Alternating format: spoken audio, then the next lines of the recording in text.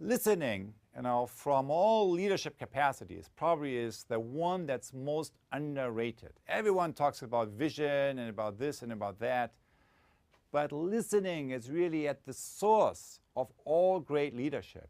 Whenever I see leadership failures, and these days we have many occasions to do that, very often at the source of leadership failure is what? It's lack of listening. It's lack of connecting with what's really going on in reality right now. It's a disconnection between leaders on the one hand and the situation on the ground on the other. So listening really is a core skill, not only for leadership, but really for all domains of mastery, of professional mastery. So we all practice listening 16 plus hours a day. So it's not something, that we only engage with every now and then. And it is as important for our professional work as it is for our professional life as it is for our personal life. So I observed listening for many years, and I came up with a very simple distinction, which is 4 different levels of listening. So here's the first level. The first level is basically listening by what I call downloading, right? Downloading is basically that from your habits, you listen to what you already know. And the result, not that this is a surprise, but the result, of course, in that case is that you reconfirm what you already know. You reconfirm your opinions and judgments. And here's how this first level of listening by downloading works. Let's say this circle here represents the totality of what I know. It's the black circle is the boundary of my organization, of my concept, everything I know. And the red dot is the place from where my listen happens.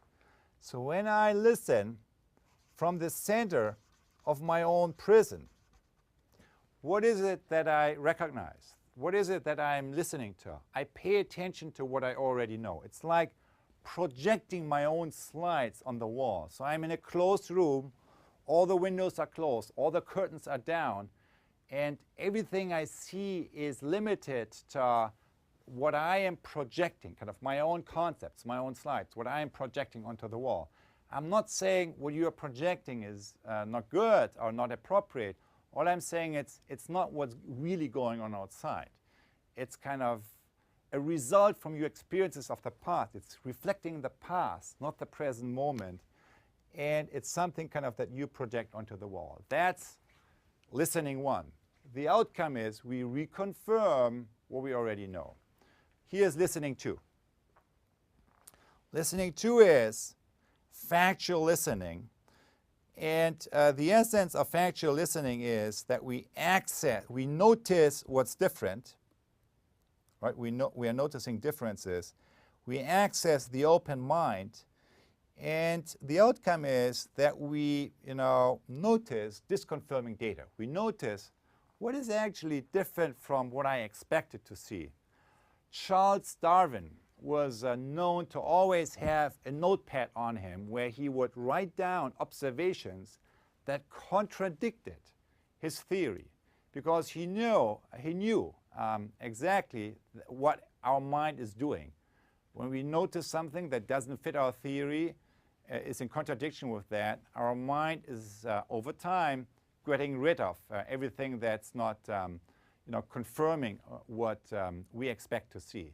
So, but he knew that disconfirming data is actually the source of innovation. So that's why he wrote that down, and it helped him to evolve his own theory.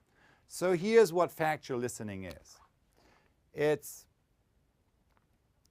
you get up, you go to the window, you open the curtain, and you actually look what's going on outside. You watch what's going on outside. That's factual listening. Now that's, what we train in all good science is, notice disconfirming data. But for all of you, for all of us who deal with complex social change processes, this is not good enough. There are two additional sources of listening that are very critical and that need now our skills in intentional skill development. The third level is empathic listening. It's listening with an open heart as an organ of perception, which leads to seeing the situation through the eyes of another, and which also leads to to an emotional connection kind of to the other person that's not going away very quickly. So empathic listening is allowing you to step to connect with the experience kind of another person. And when I asked a cognitive psychologist, what really is happening here when you access this deeper way of operating, she said, listening begins to happen from the field or from the other person that you are connecting with. So this is what happens. Your listening begins to happen from the place from where that other person is speaking from, articulating from. That's listening 3. Now, so far, I haven't said anything new. Kind of all of that is well known. That doesn't mean that we do it, but it's all of that is well known. Here's the one thing that maybe is new, and that has to do with the fourth level of listening, generative listening, which requires us to connect with our open will, that is our capacity to let go and let come, and that leads to connecting with an emerging future possibility that is helping us to connect more fully with our real source of who we are and who we want to be.